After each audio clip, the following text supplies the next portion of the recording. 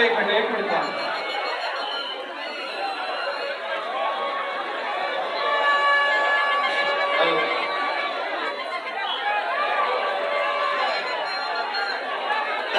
सुंदर अशी महादेव गोविंदा पंताची उत्सवाला भेट देण्यासाठी बोरिवलीचे सुप्रसिद्ध विकासक डेव्हलपर्स आदरणीय श्री अशोक वाघेरे साहेब यांनी आमच्या मंडळाला भेट दिली आहे. मंडळातर्फे त्यांचं हार्दिक स्वागत तसेच युवा